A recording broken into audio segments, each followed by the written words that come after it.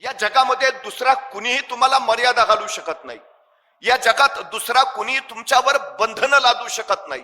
या जगात दुसरा कुणी तुमचा पराभव करू शकत नाही. या जगात तुमच्यावर मर्यादा फक्त तुम्हीच घालू शकता. तुमच्यावर बंधनं फक्त तुम्हीच घालू शकता आणि तुमचा पराभव फक्त तुम्हीच करू शकता. ही सगळ्यात मोठी वस्तुस्थिती आहे. पराभव पहिल्यांदा रणात होत नाही, पराभव पहिल्यांदा मनात होतो. जी माणसं मनानं पराभूत असतात ती रणात जिंकूच शकत नाहीत आणि जी माणसं मनानं जिंकलेली असतात ती रणात पराभूतच होत नाहीत. ही सगळ्यात महत्वाची वस्तुस्थिती आहे.